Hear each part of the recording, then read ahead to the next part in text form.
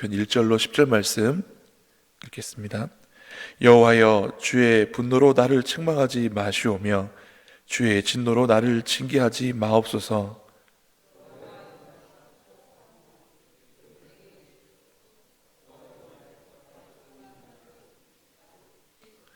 나의 영혼도 매우 떨리나이다. 여호와여, 어느 때까지니까?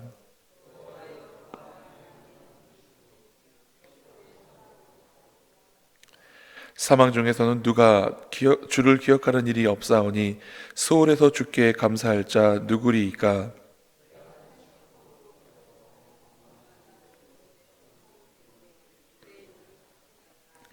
내 눈이 근심으로 말미암아 쇠하며 내 모든 대적으로 말미암아 어두워졌나이다.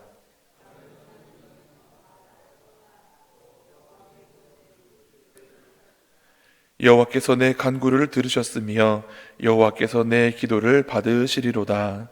내 모든 원수들이 부끄러움을 당하고 심히 떨미어 갑자기 부끄러워 물러가리로다. 아멘. 저희 주말에는 부교육자들과 함께 시편 말씀 나누고 있는데요. 오늘 우리가 함께 읽은 시편 6편은 참회시, 회개시라고 불립니다. 시편에는 총 6편의 회개의 참회시가 나옵니다. 6편, 그리고 32, 38, 39, 51, 130, 143편이 회개시에 속합니다.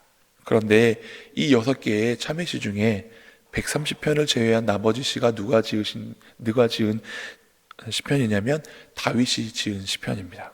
그러면 참회를 많이 했으니 다윗이 죄를 남들보다 더 많이 지어서 참회를 많이 했겠습니까? 아마도 우리 중 누구도 다윗이 우리보다 더 죄 많이 지은 사람이다 라고 말할 수 없을 것입니다.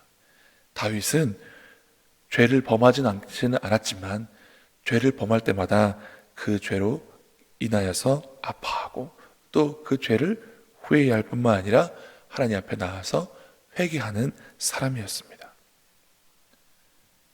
성경에 보면 의로운 노아, 그도 죄를 범하였습니다. 세상 많은 사람들이 죄를 지어서 심판받았을 때에 그 의로움을 인하여서 방주를 짓게 해주시고 그것으로 구원받게 해주셨던 그 사람 노아가 나중에 어떻게 되었습니까? 포도를 농사지어서 포도주에 취해서 죄를 범했습니다. 자기 아들을 정죄하고 저주하는 일이 생겼습니다. 의로운 사람이 술 취한 모습이 저는 잘 상상이 되지 않습니다만 그 누구도 죄에서 자유로울 수 없습니다. 성경에 보면 모세를 어떻게 하나님께서 표현하는가?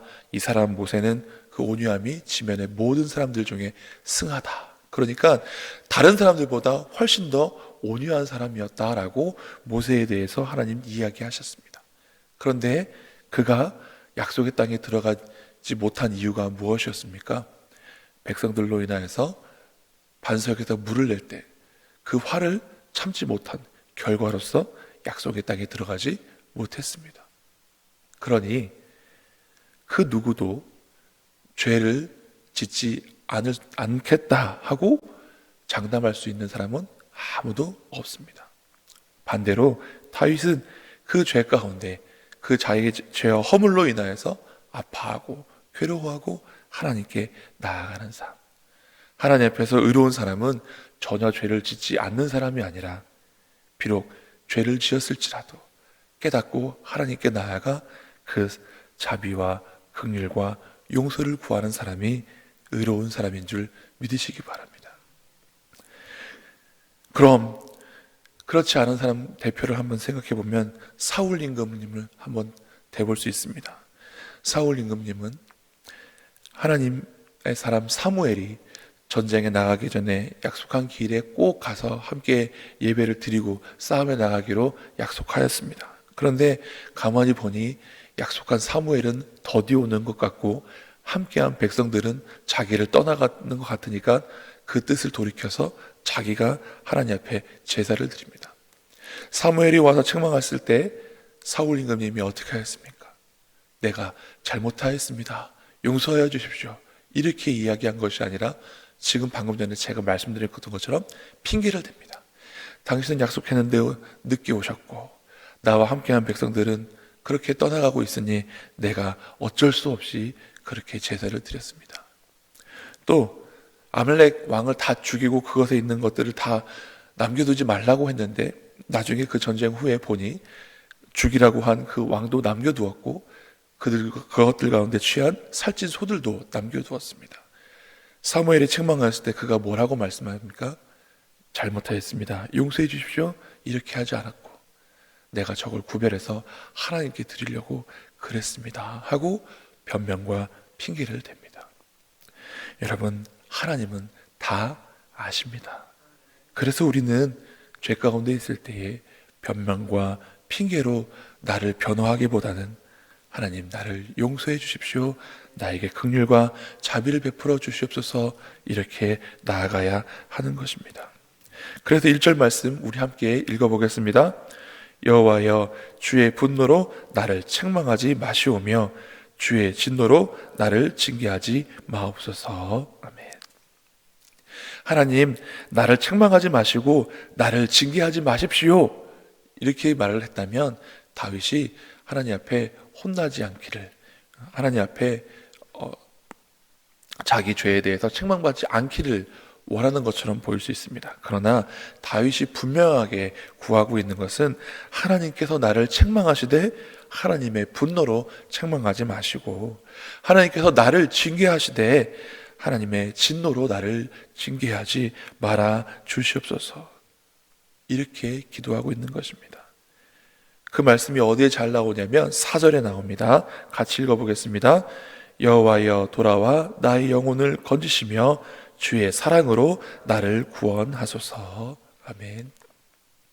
내가 내 잘못으로 인하여서 하나님 앞에 징계를 받고 있지만 하나님의 분노와 진노로 나를 대하시는 것이 아니라 그것이 하나님의 사랑으로 나를 대해 주시기를 다윗은 구하고 있는 것입니다.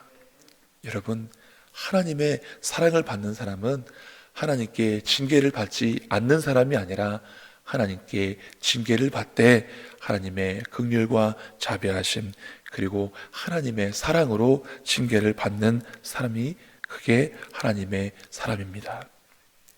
자녀가 잘못된 길로 가는데 가만두는 부모가 있겠습니까?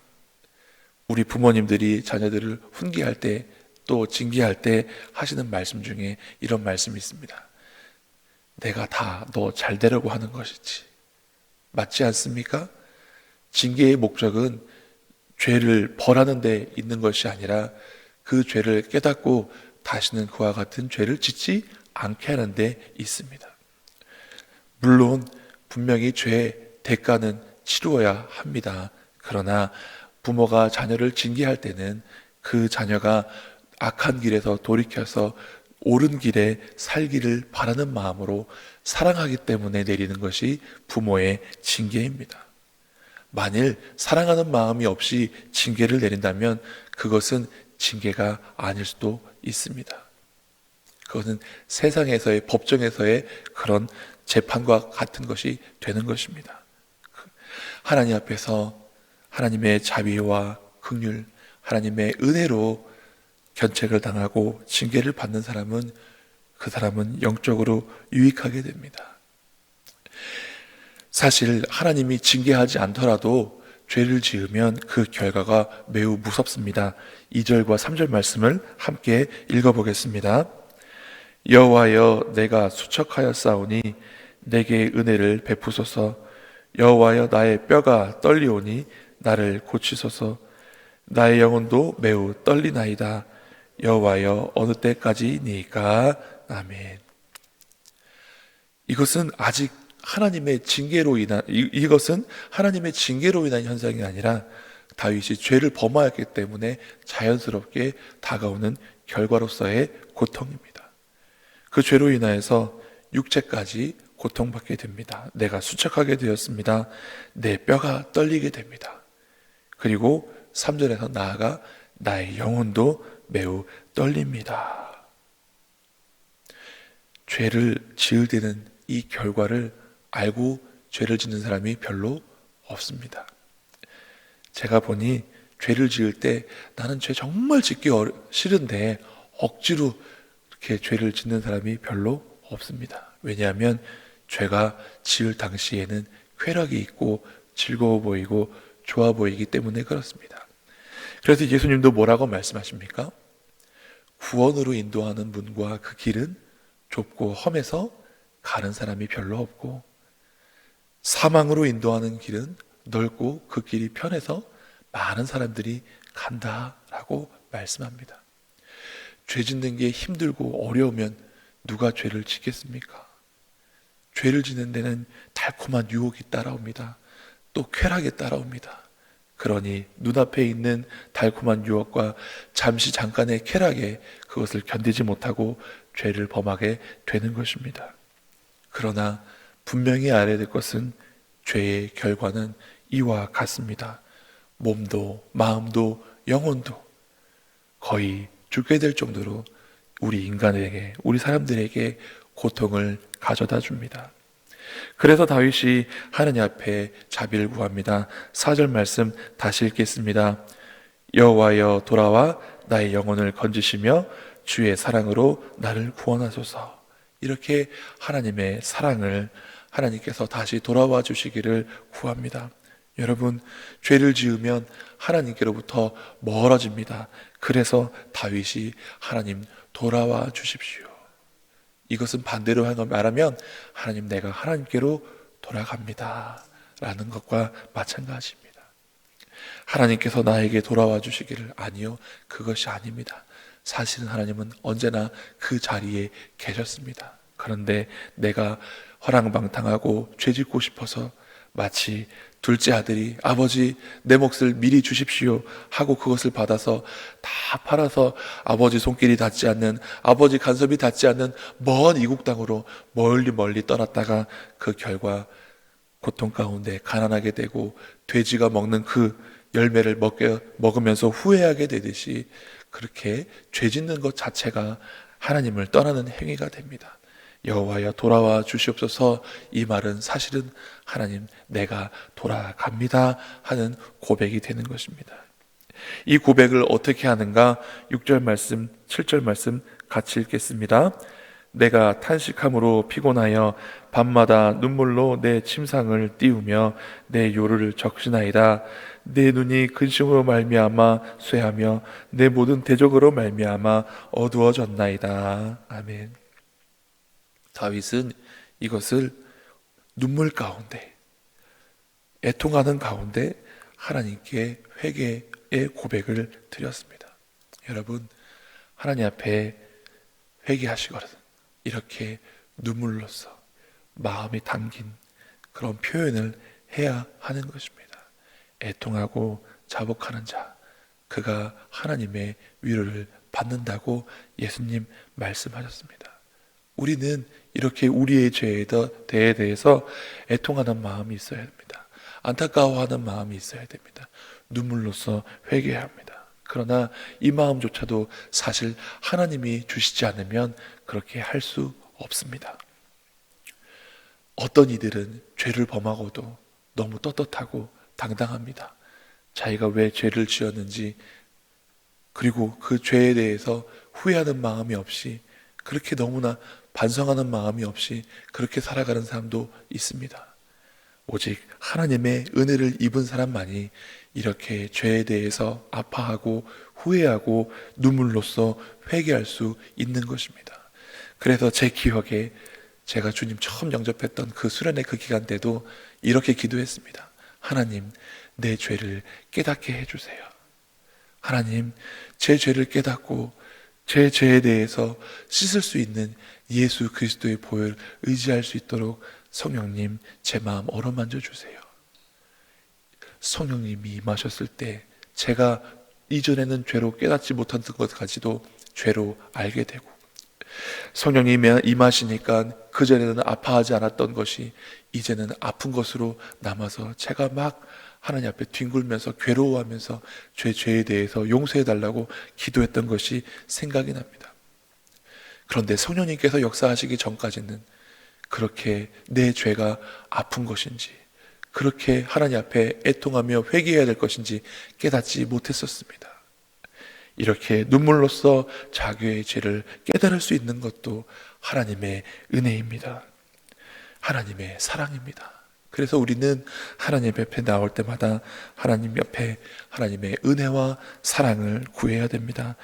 주의 분노, 주의 진노로 나를 책망하지 마시고 하나님의 사랑으로 나를 덮어 주시옵소서.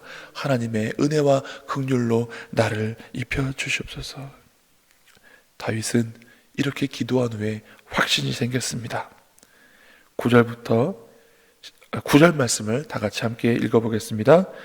여호와께서 내 간구를 들으셨으며 여호와께서 내 기도를 받으시리로다. 아멘. 이것은 하나님의 응답이 없는데 다윗 스스로 내가 눈물로 이렇게 기도했으니 하나님께서 내 기도를 들으실 것입니다 라고 선포한 것이 아닙니다. 이렇게 자기의 죄에 대해서 애통하며 하나님의 자비를 구하며 기도할 때에 하나님께서 자기의 기도를 들어주시고 하나님께서 그래 다윗아 많이 힘들었지 내가 내 죄를 사하노라 하는 하나님의 선포와 하나님의 그 은혜를 경험했기 때문에 이렇게 고백할 수 있는 것입니다. 하나님이 용서도 안 해줬는데 만약에 하나님께서 내 간구를 들으셨고 내 죄를 용서하셨습니다 하는 것은 이거는 완전한 영적인 교만이 될 것입니다. 그러나 다윗은 영적인 교만함으로 내가 울면서 이렇게 기도했으니 하나님께서 들어주셨습니다, 하나님께서 들어주실 것이다 하고 자기 합리화를 하는 것이 아니라 정말로 내 뼈가 흔들리고 내 영혼이 떨릴 정도로 고통 가운데 있을 때에 하나님의 사랑을 구하고 하나님의 은혜를 구하며 눈물로써 기도하였더니 하나님께서 나를 이렇게 용서해 주셨습니다, 용납해 주셨습니다, 내 죄를 사하여 주셨습니다 고백하고 있는 것입니다. 그러므로 오늘 우리도 다윗의 이 말씀을 의지하여 하나님 앞에 기도로 나아가야 될 줄로 믿습니다. 그리고 다윗은 하나님께서 용서해 주신 것을 깨달았을 때 8절에 보니 악을 행하는 너희는 다 나를 떠나라 이렇게 선포했는데 마치 삭개오가 예수님을 만났을 때 하나님, 예수님 제가 이후로는 누군가의 것을 토색한 것이 있으면 4배로 갚아주겠습니다 하고 결단하고 악을 떠나고 의를 행하기를 결정하는 것 같이 하나님 앞에 의를 행하기를 결단하게 되는 것입니다. 죄를 회개하는 것은 죄를 후회하고 죄를 용서함 받는 것에서 끝나지 않습니다. 의로운 길로 돌아서야 합니다. 의를 행할 것을 다짐해야 하는 것입니다. 오늘 우리 다윗의 참회시를 통하여서 하나님 앞에 내가 범죄한 일은 없는지 돌이켜보고 내 죄를 깨끗하게 해결받고 영혼과 육체 그리고 모든 관계와 삶 가운데 자유함을 누리실 수 있는 저와 여러분 되실 수 있기를 바랍니다.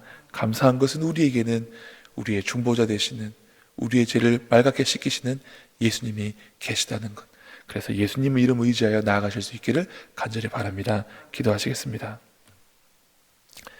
하나님, 오늘 이 말씀을 통하여서 다윗과 같이 우리가 죄를 범하였을 때에 하나님 앞에 회개함으로 나아가기를 다짐합니다. 하나님, 우리가 죄를 짓지 않을 수는 없겠지만 죄를 지을 때마다 다윗과 같이 하나님 앞에 통회하고 자복하는 마음으로 나가게 하여 주시옵소서. 하나님, 우리를 하나님의 자녀 삼아 주셔서 아버지가 자녀를 훈계하고 징계함 같이 하나님께서 우리를 죄 가운데 두지 아니하시고 우리를 징계하실 때에 그것을 깨닫고 하나님 앞에 즉각적으로 나와 회개하며 용서함을 받을 수 있는 믿음의 사람 되게 하여 주시옵소서. 하나님께 징계를 받되 주의 진노와 분노로 받는 것이 아니라 주의 사랑을 의지하여 그 징계를 달게 받는 하나님의 자녀들 되게 하시고, 하나님 악에서 돌이켜서 의로운 삶을 살기를 결단하는 저희들 되게 하여 주시옵소서. 감사드리며 예수님 이름으로 기도드리옵나이다. 아멘.